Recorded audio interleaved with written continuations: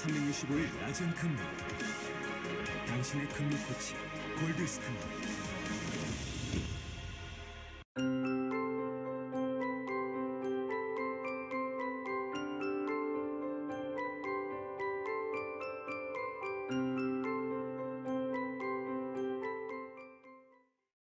성공투자 오후 증시 2부 시작하겠습니다. 자, 월요일 시장입니다. 마감까지 어느덧 38분 만에 남겨두고 있는 상황인데 양시장이 낙폭을 계속해서 키웁니다. 자, 지난주 마감 상황에서 계속해서 가까스로 지켜내던 2100선 오늘은 여지없이 무너지는 모습인데요. 자, 시장 대응 성공투자 오후 증시와 끝까지 함께해 주시고요. 먼저 333 오후장 공략주로 시작해볼까요?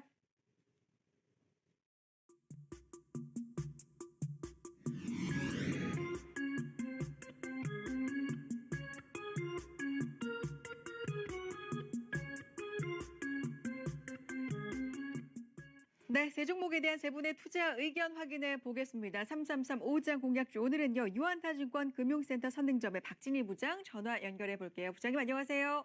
네, 안녕하세요. 네, 먼저 종목 확인해보고 이야기 들어보겠습니다.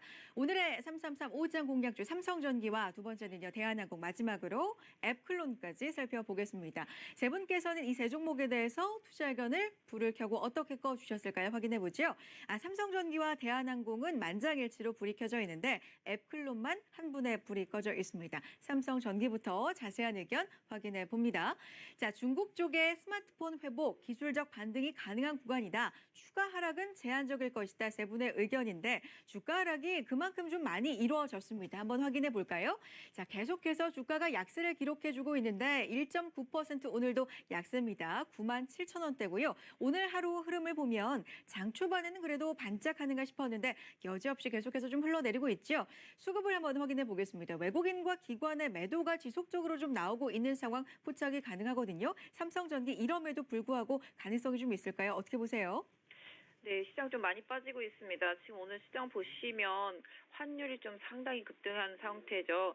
아까보다는 약간 수그러지긴 했습니다만 환율이 이렇게 급등을 하게 되면 당연히 외국인들은 환차손을 고려해서 주식을 매도할 수밖에 없는 상황이라고 보여지고 있습니다. 그래서 시장도 전체적으로 특히 외국인보다 오히려 기관이 더 많이 팔고 있는 점이 좀 시장의 압박 요인이 되고 있긴 한데요. 오늘은 일단은 IT 섹터주들 사실 환율이 강하게 급등을 하면 수출을 하는 섬유 의복업체라든지 IT 섹터주들이 수혜를 볼 수가 있는 상황입니다. 물론 이 수혜를 볼 수 있는 상황이 평상적이었을 때는 괜찮지만 지금 중국과 미국의 무역 전쟁이 강화되고 있는 상태이기 때문에 이 부분에 대한 우려감으로 더 많이 빠졌다라고 보고 있습니다. 삼성전기 같은 경우는 이제 컨셉을 어떤 식으로 잡았냐 하면은 이제 중국에서 4월달 계속적으로 스마트폰 판매 되는 부분들 출하율 계속적으로 좀 늘어나고 있습니다. 그래서 이런 부분들이 2월, 3월에 비해서 4월달 급격하게 좋아지고 있기 때문에 결국은 조금만 견뎌내면은 좀 주가가 좀 반등할 수 있는 구간이 아닐까라고 생각을 하고 있고요. 주가도 워낙 많이 조정을 받았고 환율 효과까지 감안한다라면은 이제는 좀 거의 서서히 좀 관심을 가질 때가 되지 않았나. 특히 삼성전기 같은 경우는 10만 원 아래권대에서는 가격적인 메리트가 분명히 있을 거라고 보여지고 있습니다. 개인적으로는 95,000원 만 강하게 하회하지 않는다라면은 일정 부분 좀 계속적으로 분할 편입을 한번 시도해 보시면 어떨까 싶습니다. 올해 1월 달에 이제 9만 원이라는 저점이 있긴 합니다. 그래서 오히려 9만 원을 손절선에 두신다라면은 저점권에서 조금 분할로 한번 해보시고요. 향후에 한 10만 5천 원 정도 좀 저항대가 있는데 이 가격대를 좀 강하게 돌파하는지 여부를 보면서 단기 트레이딩으로 보시면 어떨까. 이 가격 돌파되면은 한 11만 원대 중반에서 12만 원 부분까지 좀 볼 수 있지 않나 싶고요. 물론 중국과 미국의 무역 전쟁이 좀 해소가 되는 부분이 좀 중요하겠어요. 일단은 그런 부분들 좀 감안하더라도 중국 쪽에서의 지표가 조금씩 개선될 수 있는 기대감은 주가에 곧 반영이 되지 않을까. 그래서 현재로서는 개인적으로 아까 말씀드린 대로 98,000원 아래권대에서는 계속적으로 좀 가격적인 메리트가 있다라고 보고 9만 원 사이까지 약 95,000원 이 정도 지지선으로 해서 분할 매수하시고 시장 좀 변동성을 좀 확인해 보셨으면 좋겠습니다. 네. 자, 삼성전기 98,000원 가격대 아래권에서는 좀 매수를 해보는 의견, 이 시기를 견뎌내면 좋은 시절이 오지 않을까. 삼성전기에 대한 자세한 분석이었습니다. 두 번째, 대한항공으로 가보죠. 환율 유가 강세, 기술적 반등 구간, 낙폭 과대 구간에 진입했다라고 말씀해 주셨는데 주가 흐름 한번 확인해 보겠습니다. 자, 오늘 4거래일 만에 반등을 해주고 있고요. 오늘 시장 대비해서 항공주에서 좋은 상황을 보이고 있는 종목들 눈에 띄는데 1.71% 상승 32,000원대 기록하고 있습니다. 오늘 하루 흐름을 보면요. 후반이 오히려 대한항공은 더 좋아지고 있는 상황 지금 확인이 가능하죠. 대한항공 어떤 의견 갖고 계세요? 네, 실질적으로 최근에 환율 급등에서 항공주들 피해 많이 봤죠. 아시다시피 워낙 강세일 때 수혜를 보는 게 항공주죠. 또 최근에 또 유가까지 강세를 보이면서 양쪽으로 피해를 좀 많이 봤다라고 보시면 되겠습니다.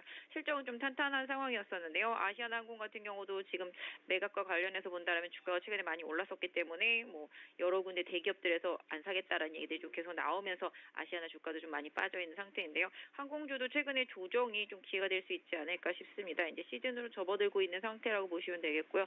실질적으로 서서히 좀 중국과의 그런 항공노선 협정 이후에 LCC를 중심으로 해서는 긍정적인 부분들이 좀 많이 나타나고 대한항공 같은 경우는 뭐 아시다시피 이제 한질칸과 관련해서도 마찬가지가 되겠고 기업의 총수 문제 이런 부분들까지도 다 감안해서 본다라면은 일단 지금 현재 주가는 상당히 조금 매력적인 가격대에 왔다. 특히 이제 지난 3, 4월 달 저점 가격대까지 아침에 왔었기 때문에 지금 반등이 좀 나오고 있다라고 보시면 좋을 것 같고요. 외국인들 꾸준히 매수를 해주고 있습니다. 기관은 좀 매도를 하고 있는 모습 보실 수가 있겠는데요.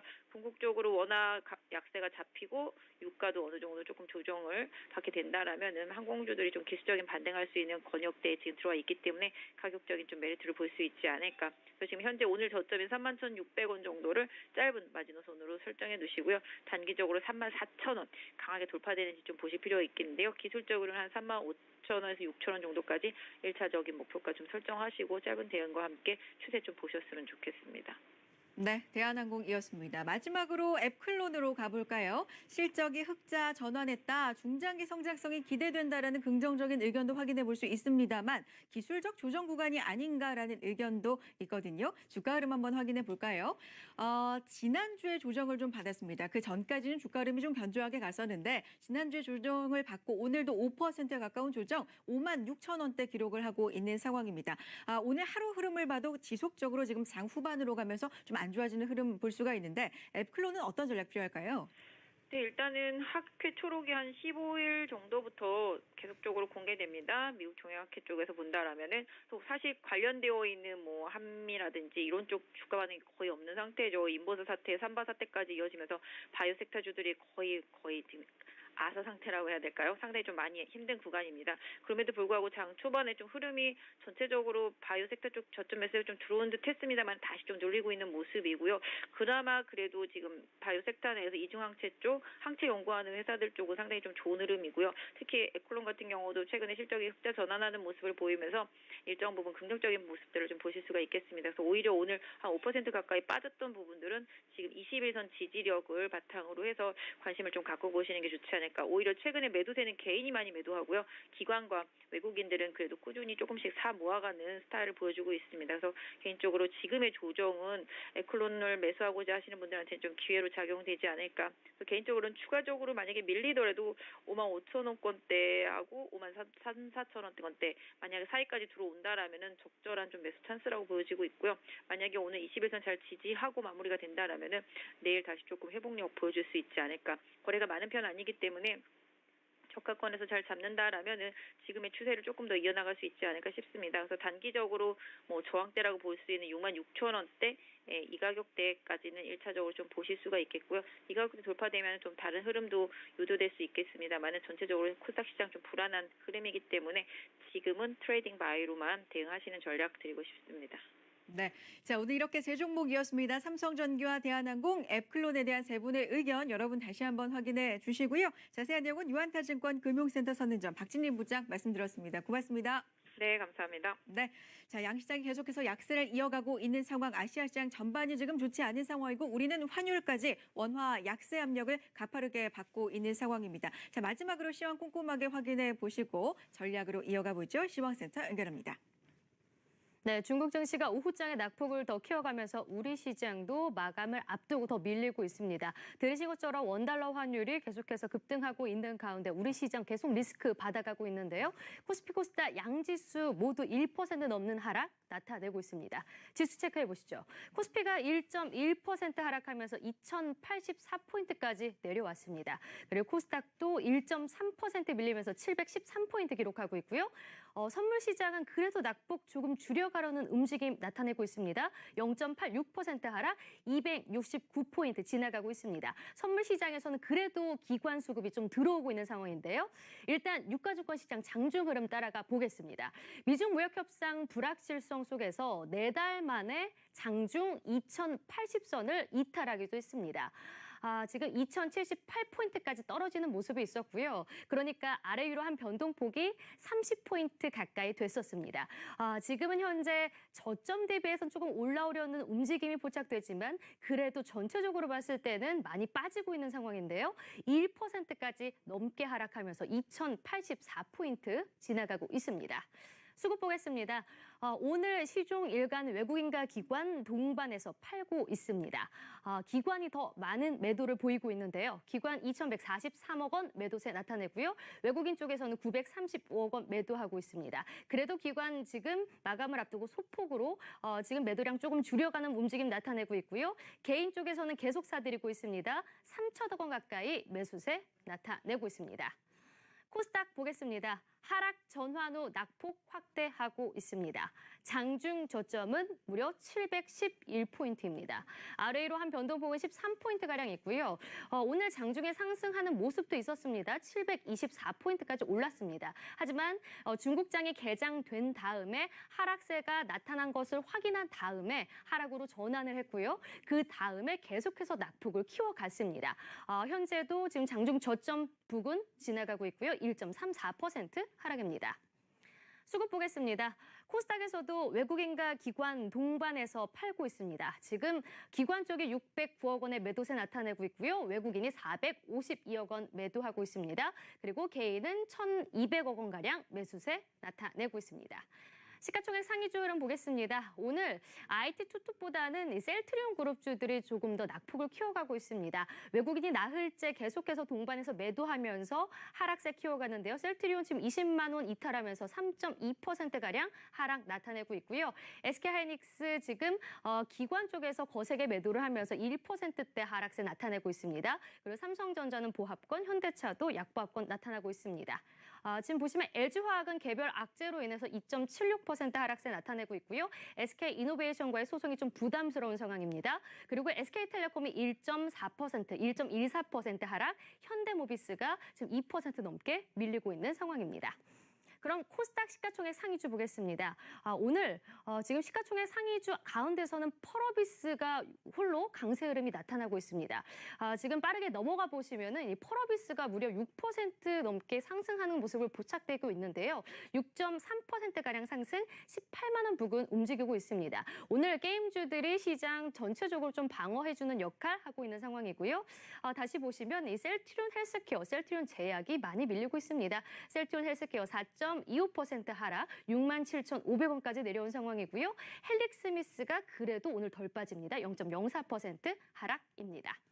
특징적인 종목으로는 신세계 인터내셔널 보겠습니다. 오늘 화장품주 전체적으로 부진하죠. 바로 미중 무역 협상에 대한 불확실성 계속해서 고조되면서 영향을 받고 있습니다. 그런데 신세계 인터내셔널은 1분기 최대 분기 실적에도 불구하고 주가는 급락하고 있다는 점 특징적인데요. 사실 증권사 리포트도 꽤 긍정적이었습니다. 그럼에도 불구하고 낙폭 키워가고요. 6%대 약세입니다. 다음 특징적인 종목 대웅제약 보겠습니다. 악재가 있었죠. 나부타 관련 미국 소송과 관련해서 급락세가 나타내고 있습니다. 지금 장중에는 16만 8,500원까지 떨어지는 모습이 있었고요. 현재도 8%대 약세입니다. 지금 관련주인 지금 보톡스 관련해서 또 휴젤도 한번 체크해 보겠습니다. 오늘 메디톡스는 조금 상승하지만 휴젤도 함께 빠지는데요. 6% 가까이 밀리면서 38만 7,700원 진행되고 있습니다. 또한 라운시큐어도 보겠습니다. 이 삼성 녹스 관련해서 호재가 있습니다. 블록체인 구축 소식에 동반해서 오르고 있는 건데요. 라운시큐어 지금 10%의 강한 상승 나타내고 있습니다.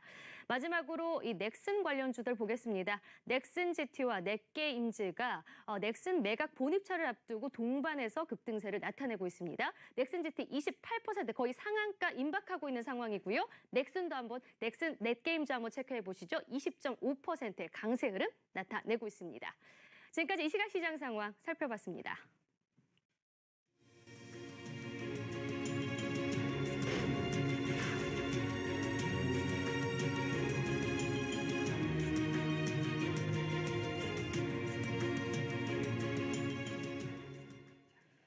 미중 무역 협상의 불발 그리고 원화가 가파르게 상승하고 있죠. 원화 약세가 진행이 되고 있고요. MSCI 이슈도 있는 상황, 시장에 그야말로 악재 그리고 불확실성이 첩첩산중입니다.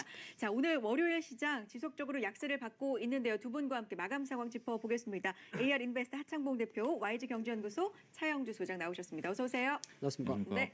자, 월요일 시장 마감 전에 점검이 필요한 업종과 종목 이야기 시작해 보겠습니다. 하창봉 대표님.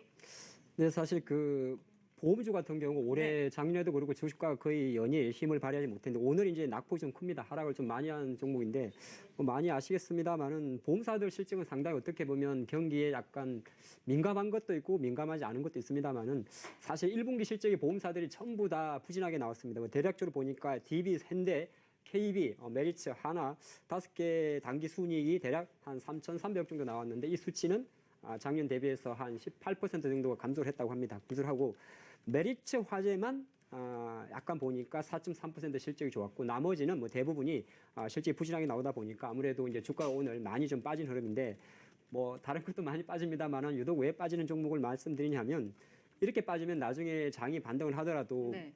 다른 섹터보다는 못 오릅니다. 네. 그걸 좀 생각을 하셔야 될 것 같고 그럼 앞으로 계속 보험사 실적이 안 좋을 것이냐 이에 대한 문제가 좀 중요할 것 같은데 네네. 이건 아마 보유하고 계신 분들 관점에서 이제 제가 좀 특징을 잡아봤습니다. 이걸 지금이라도 좀 비중을 줄여야 될지 아니면은 조금 더 기다려 볼지에 대한 판단인데 일단은 보험사 실적이 그렇게 개선될 확률이 조금 낮습니다. 네. 통상적으로 이제 한겨울하고 한여름에는 약간 손해율이 높습니다. 손해율이 높다는 건 이제 교통사고가 발생을 하게 되면 보험사는 이제 보험금을 줘야 되기 때문에 손해율이 이제 올라가게 되죠. 그런 흐름이 있는데 최근에 또 재료가 하나 있어요. 아무래도 이제 보험은 크게 우리가 이제 다쳤을 경우에 상해보험 그리고 아팠을 경우에 다쳤을 경우에 손해보험 그리고 이제 아팠을 경우에 상해보험 두 가지 나눌 수가 네네. 있는데 그래서 이제 보통 이제 인보험이라고도 이야기를 합니다. 생명사 같은 경우는 근데 최근에 이제 이 많은 보험사들도 아무래도 이제 이 상해보험 같은 경우는 계속 좀 정해져 있는데 인보험 쪽을 많이 늘리긴 합니다. 늘리긴 하는데 이게 또 문제가 뭐냐면 최근에 아마 여러분들 혹시나 보험 쪽에 관련되신 분은 조금 바짝 긴장할 이슈가 하나 있습니다. 그건 뭐냐면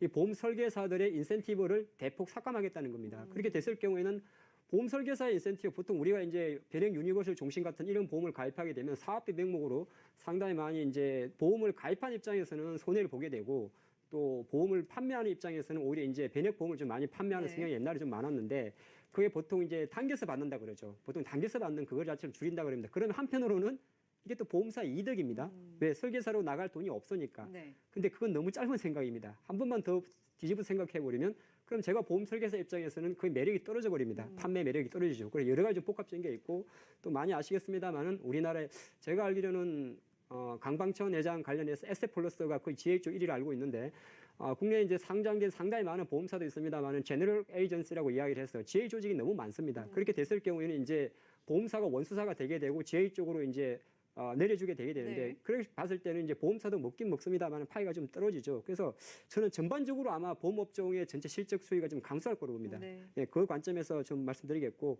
좀 이야기가 좀 길어졌는데 그래서 오늘도 안 좋은데 계속적으로 네, 좀 안 좋은 계속 안 영향으로. 좋을 가능성을 좀 많이 열어둡니다. 네. 그 관점에서 물론 이제 작년에도 그렇게 매력이 없던 섹터였기 때문에 네. 뭐 굳이 언급할 필요가 있겠습니까만은 하필 또 5월달에 장이 변동성이 크기 때문에 네.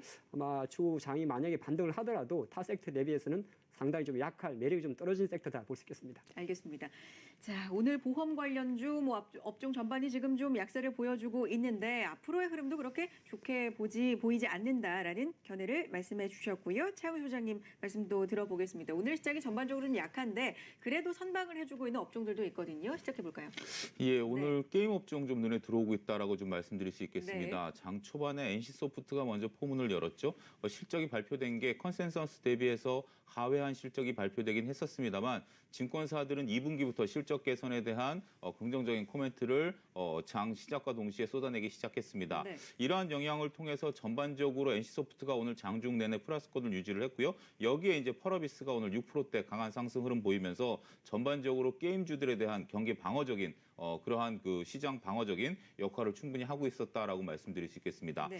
게임 업종 같은 경우는 예측이 상당히 어려운 업종 중에 하나입니다. 왜냐하면 게임사들은 개발이 되고 나면 굉장히 성공할 거다 이렇게 광고는 하죠. 하지만 실질적으로 유저들이 얼마만큼 이런 것들을 잘 활용하느냐에 대한 그런 부분들인데 현재 지금 뭐 그 NC소프트라든지 펄어비스라든지 이런 쪽에 대한 신작 기대감은 분명히 상존해 있는 것들은 사실입니다. 하지만 과연 2분기 때 유저들이 얼마만큼 이런 것들을 활용할 것인지에 대해서는 좀 지켜봐야 된다라는 점을 분명히 말씀드리고요. 네. 어찌됐건 증권사들은 좀 긍정적인 코멘트를 내놓고 있다. 따라서 오늘 시장을 방어하는 역할들을 하고 있다. 이렇게 좀 말씀드릴 수 있겠습니다. 소장님이 말씀해 주셨던 뭐 NC소프트나 여러 여타 게임 관련주는 지금 기대감이라든지 실적에 좀 영향을 받고 있는데 넥슨 관련 이슈가 있는데 15일이죠? 예. 네, 15일로 예정돼 넥슨 있어요. 같은 네. 경우 제가 매각. 예. 매각 본입찰 시기가 15일로 예정돼 있는데 오늘 관련된 종목들이 좀 급등하는 양상이 있습니다.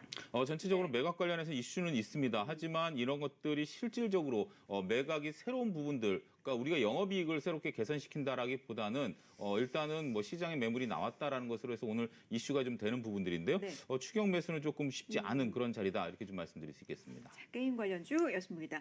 자, 계속해서 가보겠습니다. 어떤 쪽 볼까요, 대표님? 네, 아마 조금 전에 캐스터님께서도 한번 언급드린 걸 제가 봤는데 네. 화장품 관련주죠. 근데 화장품 관련주로 단정 지을 수는 없고 조금 넓게 됐을 때는 뭐 신세계 인터내셔널, 호텔 신라 같은 대부분의 대중국 관련주가 될 것 같습니다. 사실 이제 두 가지 종목은 조금 확인하고 빠지는 종목이 두 개 있습니다. 그건 이제 신세계 인터내셔널과 호텔 신라죠. 네. 두 기업 모두 실제적으로 1분기 실적 기대감으로 주가가 많이 상승을 했다가 또 오히려 실적은 상당히 기대치에 부응하는 그 이상의 실적을 보여줬는데 제가 생각할 때 두 종목 모두 약간 이제 한 지난 4월 말부터 물론 이제 시장에 큰 여파가 좀 크긴 합니다만은 아무래도 차익 매물이 조금 노출이 됐습니다. 그래서 뭐 호텔 신라 같은 경우는 제가 생각할 때는 시장과도 별개로 물론 이제 시장이 아주 강하면 상관이 없겠습니다만 시장이 이제 어느 정도 조금 약한 상황이기 때문에 10만 원 이탈한 이후에 조금 더 하락 리스크가 있지 않나 그렇게 볼 수 있겠고요. 신세계 인터내셔널도 마찬가지입니다. 비디비치 모멘텀으로 주가가 이제 올해 가장 핫했던 종목인데 지금은 이제 장이 이렇게 보면 많이 올랐던 종목들도 좀 쉬어가는 구간입니다. 그 관점에서 신세계 인터내셔널의 주가도 제가 생각할 때는 거의 현주가 수준에서 추가적으로 하락할 수 있는 가능성이 좀 많습니다. 왜 그러냐면 장이 불안하다 보니까 사실 오늘도 그래요. 외국인들은 주식을 생각보다 덜 파는데 네. 너무 똑똑한 기관과 사모펀드들은 빨리빨리 피우고 있습니다. 고가는. 그럴 수밖에 없는 상황이긴 해요. 그럴 수 없는 상황입니다만은 그렇게 봤을 때는 좋은 기업이라도 오히려 이제 챙기고 보자는 심리가 네. 강합니다. 그래서 이 두 기업은 차익 매물이 좀 강하다 그렇게 볼 수 있겠고요. 나머지는 이제 사실 화장품주 실적은 빈 부익부였습니다. LG 좋고. 네, LG 생활건강은 대략 YOY 13%가 증가를 했었고 네. 아모레퍼스픽은 오히려 21%가 실적이 하락을 했었는데 그러다 보니까 이제 아모레퍼스픽은 실적 발표하고 연일 좀 약세론을 좀 보였었는데 일단은 여러 가지 복합적이죠. 화장품주는 실적도 중요하고 또 센티멘탈도 되게 중요합니다. 대표적인 중국 소비주인데 일단은 뭐 무역 협상 이렇게 되게 되면 우리가 여러 가지 계산하지 않습니까? 그렇죠. 실제적으로 지금 3,250불을 아니죠. 2천억에 대해서 25% 올렸을 경우에 매수 중국의 GDP에 미칠 체결됐습니다. 영향을 계산한단 말이죠. 근데 그거는 이제 수치적인 계산도 될 수 있고 제가 볼 때는 오히려 그렇게 봤을 때는 또 시장 관점에서는 여러 가지 복합적인데요. 최근에 중국이 또 은근슬쩍 위안화를 올리고 있습니다. 오늘도 지금 6.8 위안인데요. 작년에 중국이 어떻게 했냐면 미국이 10% 관세 때리니까 위안화를 10% 절하시켜 버렸습니다. 네. 6.2 위안에서 6.9 위안까지 올렸죠. 그래서 보니까 10월 달에 제가 보니까 트럼프가 이제 화가 났겠죠. 제 생각입니다. 그래서 이제 오히려 그때부터 위안화 다시 강세로 바꿨는데 최근에 또 직간접적으로 중국이 은근히 위안화 약세를 유도합니다. 그렇게 됐을 경우에는 왜냐하면 중국 입장에서도 막 당할 수 없기 때문에 같이 보복 관세를 매기다 보다 환율로서 어느 정도 커버하려는 의지가 있지 않습니까? 그렇게 봤을 경우에 우리 또 위안화가 약하다. 그 말은 우리 원화도 약합니다만은 그렇게 됐을 경우에는 자국 국민들의 구매력은 저하되게 됩니다. 왜냐하면 자국 통화의 가치가 떨어지니까. 네. 그런 관점에서도 아마 면세점 관련주나 이런 기업들에 대한 오히려 이제 좀 씀씀이가 덜해지지 않을까. 사실 그렇지는 않거든요. 돈 많은 사람들은 그런 거 원하 뭐 10% 왔다 갔다 신경 안 쓰는데 주식시장인 게 참 너무 똑똑한 게 문제입니다. 그래서 제가 봤을 때는 그런 모든 것이 약간 이 화장품 관련주에 대해서도 상당히 좀 불안감을 이어가고 있다. 그렇게 볼 수 있겠습니다. 화장품과 면세점 관련주 좀 넓게 봐서는 중국 관련주 살펴봤습니다. 자, 지금 계속해서 지금 하방 압력을 받고 있는 양시장입니다. 계속해서 2080선 아래까지 지금 내려와 있는 상황이 2079선인데 가보도록 하죠. 엔터 관련주 볼까요, 시장님? 예, 네. 엔터주들도 오늘 뭐 특별한 이슈는 없습니다. 하지만 그 게임주와 마찬가지로 시장에서 방어적인 그러한 역할들을 하고 있습니다. 먼저 선 반영에서 많이 빠졌죠. 빠졌다라는 게 하나의 이유가 될 수는 있겠습니다만 지금 오늘 엔터와 게임 이런 쪽 업종들이 전반적으로 시장에 있어서 나름대로 버팀목 역할을 하고는 있습니다. 특별한 이슈가 잡히지 않는 부분 그리고 실적에 따라서 지금 현재 어떻게 본다라면 앞서 대표님도 언급하셨다시피 중국 관련해서 지금 현재 미중 간의 무역 갈등이 다시 격화되고 있는 그런 상황이 되지 않겠습니까? 네. 거기에서 어떻게 본다라면 다소 벗어나 있는 일정 부분 물론 돼 있는 부분들도 있죠. 물론 중국 소비주로서의 하나의 또 카테고리로서 들어가는 부분들은 있겠습니다만 나름대로 그쪽에서 조금 자유로운 업종들이 엔터나 게임 쪽이 되는 것들이 일부 있기 때문에 여기에 오늘 조금 시장 참여자들께서 빠른 그 트레이딩 관점에서 접근하고 있지 않나 이렇게 좀 말씀드릴 수 있겠습니다. 뭐 강하게 오르는 것도 아닙니다만 그래도 시장 대비해서는 나름 견조하게 버텨주고 있다. 엔터 관련주였습니다. 자, 마지막으로 한 부분씩 보고 동시효과 상황으로 넘어가 보도록 하겠습니다. 대표님 뭐 볼까요? 네, 뭐 제약바이오 종목인데요. 사실 오늘 이제 제약바이오가 다 밀리는 건 아니고 또 전체적으로 조금 많이 빠지는 종목이 아무래도 대웅제약입니다. 대웅제약은 아마 장 초반부터 특징적으로 좀 거론이 됐을 건데 사실 대웅제약이 우리가 많이 아는 이제 위궤양적 우루사 하면 처음 떠오르는 기업이 대웅제약인데 사실은 이제 그거 외에도 여러 가지 모멘텀이 있은 것 중에 하나가 이 보톡스 쪽이죠. 네. 근데 이제 이게 그 메디톡스와의 어떤 분쟁 문제, 균주 논란. 근데 이게 제가 조금 보면 옛날에 전 다 기록을 해놨는데 2년 전으로 돌아갑니다. 2017년도 6월 달에 메디톡스는 대웅제약에 대해서 자기들의 균주를 대웅제약이 도용하지 않았느냐. 그렇게 계속 이제 2년간 좀 분쟁을 꺼져왔는데 네. 오늘 이제 또 미국 ITC에서 실제적으로 그러면은 그 균주의 출처를 밝혀봐라. 그런 이슈가 있다 보니까 이제 전입 가경으로 가지 않나 그 모습 때문에 좀 많이 빠졌었는데 두 가지를 같이 생각할 수가 있습니다. 첫 번째는 일단은 대웅제약은 이 재료가 아니다 하더라도 주가는 어차피 조금 빠지는 상황이었습니다. 제약 쪽이 약했기 때문에 그런 상황에서 오늘 약간 과하게 하락하는 흐름이 있고요. 이거는 결과는 아무도 예측할 수가 없습니다. 만약에 자료를 소명했는데 그쪽에서 대웅제약이 메디톡스의 균주를 도용했다. 그게 나오지 않는다면 이는 또 갑자기 입장이 바뀔 수도 있는 겁니다. 그러니까 상당한 무조건 나쁘게만 볼 건 아니에요. 그러니까 우리가 그런 이슈가 있었기 때문에 당연히 뭐 아무 생각 없는데 연기 날 일은 없는 것이 그렇게 생각할 수 있습니다만 또 한편으로는 그렇게 됐을 경우에 만약에 무혐의까지 무혐의 이걸 혐의를 있다고 해야 되나요? 표현은 잘 모르겠습니다만 그게 근거 없음으로 나와버리면은 판이 또 바뀔 수도 있습니다. 네. 그래서 제가 볼 때는 대웅제약 보유하신 분들은 어느 정도 이제 주가가 물론 이제 20만 원대에서 훅 빠져서 바로 반등하기는 어렵겠습니다만은 또 이 논란이 어제 오늘 나온 게 아니고 네. 계속 또 진행되는 상황 그리고 자료를 소명했을 경우에 결과가 미리 조금 우리가 예단하기 조금 무리가 있기 때문에 제가 볼 때는 조금 지켜보는 관점도 좋을 것 같다 그런 말씀 드리겠고 나머지 제약주들은 사실 별 그렇게 그게 없어요. 물론 대형제약도 마찬가지인데 실적이 별로 대부분 안 좋게 나왔습니다. 특히나 이제 삼바 같은 경우는 뭐 꼭 실적도 안 좋습니다만 이게 이제 부식 우려 좀 모멘텀 네. 불확실할 수 있는 것이고 기타 다른 이제 전통 제약사들 오래된 고스펙 있는 제약자들 말씀드리는데 거의 시장과 궤적을 같이 합니다. 그리고 고스펙 있는 전통 제약사들은 유한양행이나 일부 종목을 빼하고 나면 아스코랑 그렇게 관련이 없어요. 아스코와 참여를 한다고 해도 이게 단발적으로 오르기는 어렵기 때문에 제약주도 아마 같은 맥락인데 특히 네. 고스펙 제약주도 약간 시장이 언제 제가 돌릴지는 저는 조만간 이번 주 돌릴 거라 보고 있는데 조금 약하지 않을까. 예, 제약 섹터도 여전히 좀 리스크가 필요한 섹터다 볼 수 있겠습니다. 대표님 그러면 시장이 지금 뭐 전반적으로 불확실성이 굉장히 짙게 드리워져 있는 상황이지만 제약바이오 같은 경우는 갈 때도 좀 못 간 감이 있거든요. 그래서 15일에 장후 동시효과가 시작되었습니다. 그러니까 어느 기업들이 참여를 하게 되는지 명단이 이제 발표되는 걸로 예정이 되어 있는데 이것도 별다른 모멘텀이 못 된다라는 말씀이세요? 뭐 항상 그렇습니다만은 나눠야겠죠. 아까 말씀드렸습니다. 삼바의 부신은 오히려 셀트리온이 덕이 되기 때문에 저는 삼성바이오로직스는 매도 의견을 당연히 드립니다만 셀트리온 같은 경우는 사실 실적도 컨센보다 잘 나왔습니다. 잘 나왔기 때문에 오히려 생각보다 같은 바이오 시밀러 쪽에서는 셀트리온이 삼바보다 강할 것이다. 그렇게 볼 수 있고 아스코 같은 경우는 이제 15일 날 초록을 공개하게 되고 5월 31일부터 6월 4일까지 시작하게 되는데 일단 약간 좀 뿌려진 기업들이 있어요. 뭐 유한양행이 어차피 작년에 참여했다가 1조 2천억 달러의 그때 잭팟을 터뜨렸습니다. 그래서 하반기에만 2건의 공시가 있었는데 유한양행은 이번에 또 한다고 해도 제가 보니까 주가에는 별로 관심이 없을 것 같고 아마 또 일부 기업들이 있습니다. 뭐 ABL 바이오라든지 몇 개 기업들이 있긴 있는데 일단은 그거는 제가 내일 정도 네. 수요일이죠. 예, 어느 정도 초록 공개를 좀 보면서 좀 체크를 해야겠다. 그리고 시장이 지금 너무 좀 흔들리기 때문에 그렇죠. 마냥 그냥 아스코가 있으니까 제약바이오 간다 그렇게 보기보다는 아마 종목별 편차가 조금 심하지 않겠느냐 볼 수 있겠습니다. 그렇군요. 제약바이오에 관해서는 소장님의 의견도 듣고 싶네요. 네. 예, 일단은 전체적으로 제약바이오 섹터 같은 경우는 위험에 대해서 회피하려는 그런 그 시장의 의도가 좀 강하기 때문에 적극적으로 매수하기는 쉽지 않을 것으로 보여집니다.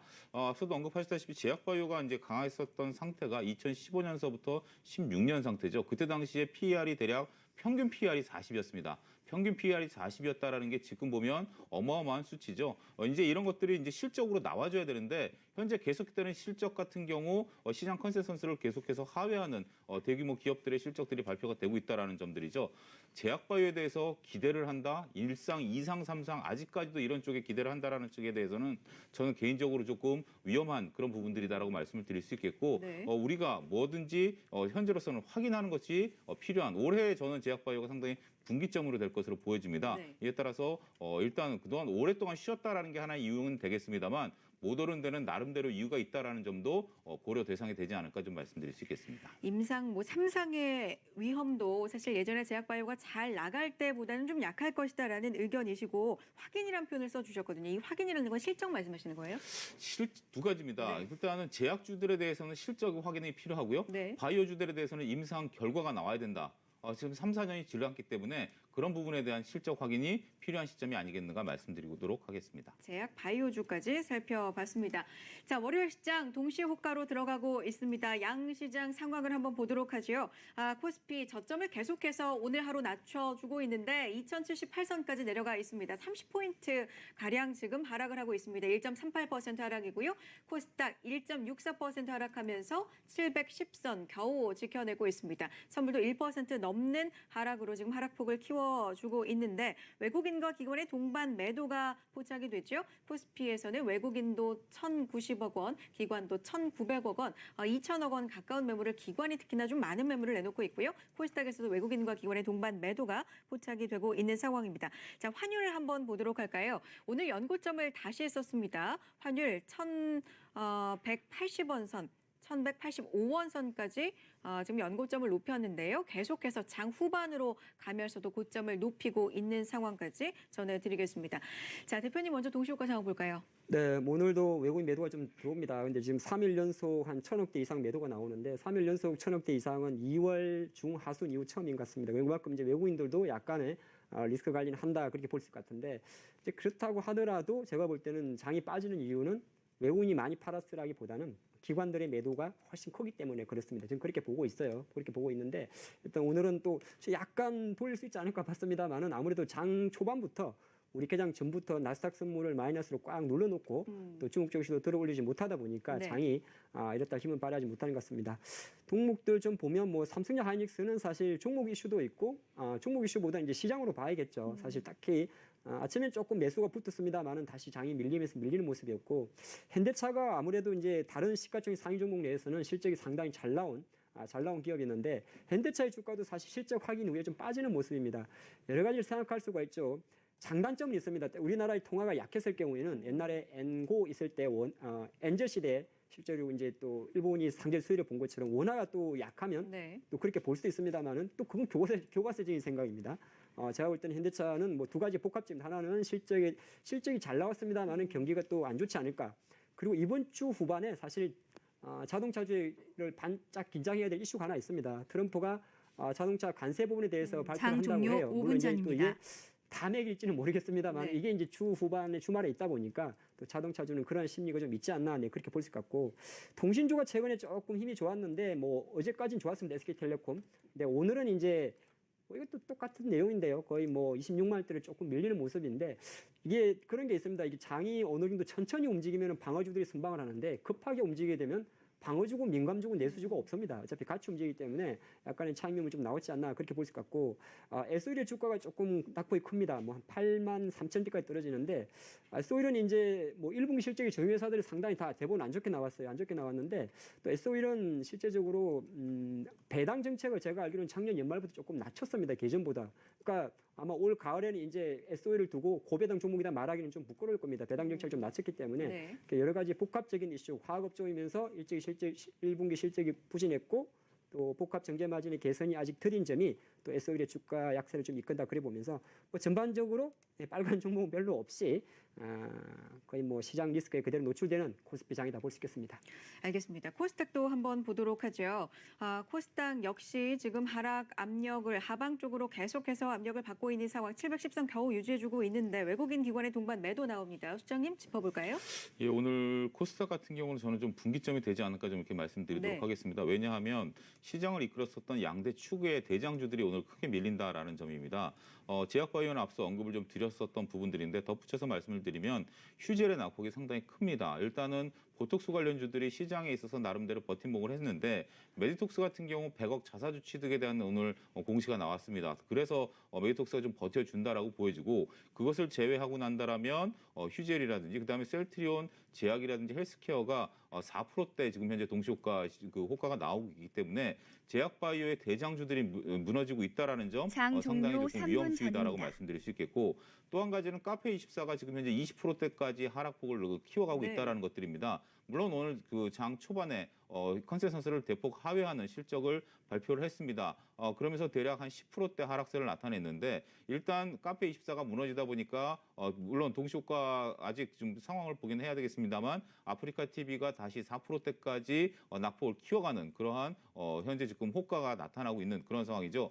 이렇게 된다라면 그동안 그 컨텐츠주들 네. 그다음에 제약 바이오주들 이런 것들이 전반적으로 코스닥 시장을 이끌어 왔었던 양대 축이다라고 본다라면 이런 것들이 무너지게 된다라면 직전 저점이 지금 현재 깨진 상황이죠. 여기서 현재 음봉이 크게 그려져 있는 상황이고 오늘 내일 또 음봉이 나오게 된다라면 그동안에 올라왔던 저항선이 지지선이 돼야 되는데 지지선이 되지 않고 다시 깨지게 되는 그러한 조금 위급한 상황이 연출될 네. 가능성이 있습니다. 여기에 따른 변동성 확대에 따른 대비책을 세우셔야 되지 않을까 좀 말씀드릴 수 있겠습니다.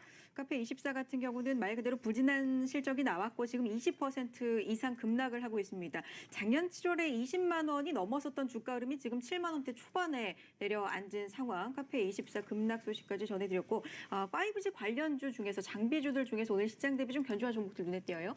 예, 일단 네. 5G 같은 경우는 이렇게 지금 그 나눠서 생각을 하셔야 될 네. 것으로 보여집니다. SK텔레콤과 장비주는 나눠서 생각을 해야 된다라고 보여지는데 SK텔레콤 같은 경우 1분기 실적이 상당히 좋게 나왔습니다. 하지만 회사가 밝혔듯이 5G 관련 비용을 2분기부터 반영한다라고 얘기를 하고 있습니다. 따라서 본격적으로 SK텔레콤 같은 경우는 장비주들에 대한 감가상각 비용이 들어가면서 전반적으로 시장에 대비해서 약간 실적을 하회하는 실적이 나올 것으로 보여집니다만 우리가 현재 5G 같은 경우 품질 개선에 대한 그 논란들이 많이 있죠. 따라서 대규모 설비 투자가 들어가 줘야 되는 부분들입니다. 따라서 장 종료 장비주들 1분 입장에서 전입니다. 본다라면 본격적인 매출이 올해 일어날 가능성이 높기 때문에 장비주 입장에서 본다라면 상당히 올해는 좀 기대해도 되지 않을까 이렇게 좀 말씀드릴 수 있겠습니다. 알겠습니다. 5G 관련주까지 살펴봤습니다. 오늘 그런가 하면 창업투자 관련주가 좀 급등하는 양상을 보입니다. 비트코인이 가격이 올랐다라는 소식이 전해졌고요. 우리기술 투자를 비롯해서 SBI 인베스트먼트 13%, 5%, 4% 정도 창업투자사 관련 종목들이 지금 눈에 띄게 상승세를 보여주고 있는 상황입니다. 자, 마감을 향해 가고 있는 월요일 시장입니다. 코스피 한번 볼까요? 1.38% 하락하면서 2100선 무너졌고 2080선도 지켜내지 못하고 있는 상황입니다. 30포인트 가까이 하락하면서 2078선이고요. 코스닥도 1.64% 하락 710선입니다. 선물 0.94% 하락 269선이네요. 자, 양시장에서 외국인과 기관의 동반 매도가 나오는데 기관의 매물이 더 큽니다. 코스피에서 2천억 원 가까운 기관의 매도 정규장이 물량이 지금 종료됐습니다. 나오고 있는 상황이고요. 자, 환율 한번 짚어보도록 하겠습니다. 오늘 연고점을 다시 쓰고 있는 원달러 환율입니다. 1185원 선까지 올랐었는데 자, 다시 썼군요. 1186원까지 올라와 있는 상황 마감향해 갑니다. 종가 확인하고 오시죠.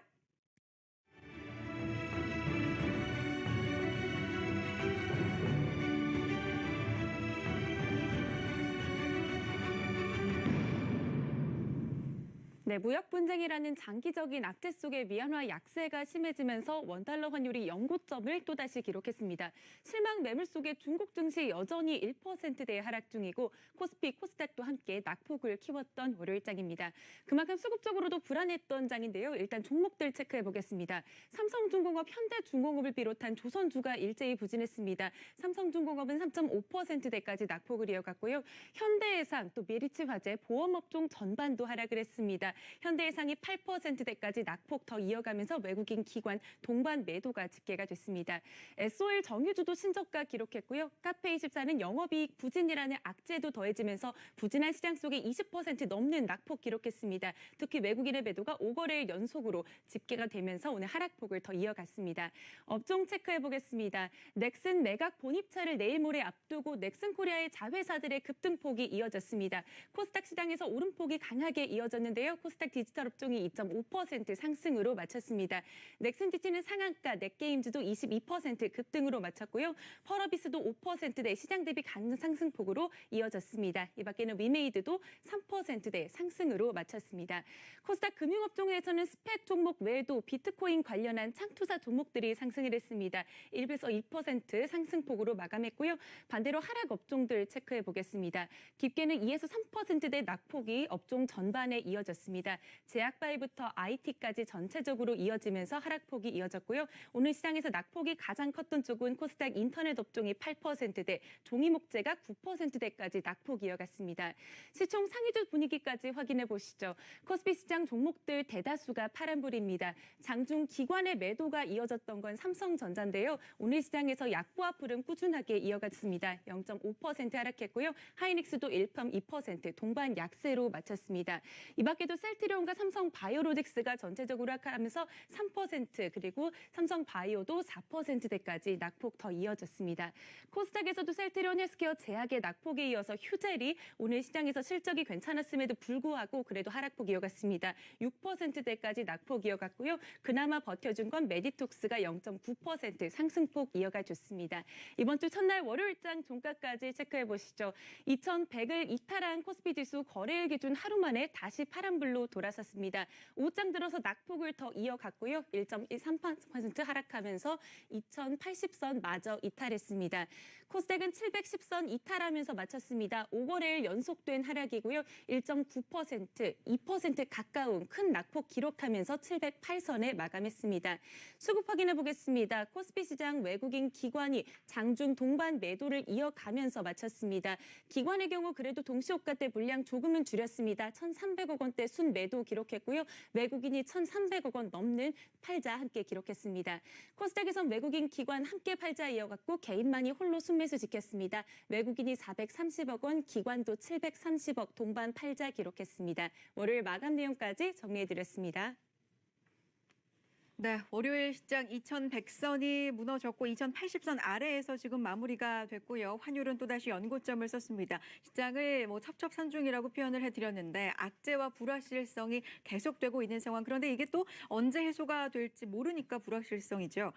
지금 이런 시기를 매수 기회로 삼기에도 사실 시장이 워낙 불안하기 때문에 많은 투자자분들 고민이 깊어지고 있습니다. 두 분과 함께 좀 더 이야기 나누어 보도록 하죠.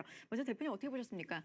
네, 작년도에 3번 정도 겪어봤습니다. 급락장은 이제 2월달, 6월달 그리고 이제 하이라이트는 10월이었는데 많이 또 겪어보면 우리가 이제 저점이 시종에 나올 때까지는 섣불리 저점을 논하지 않죠. 게다가 지금 이제 장은 여러 가지 복합적이었습니다만은 사실 트럼프와 시진핑의 어떤 보도 자료에 따라서 사실 주가도 흔들리고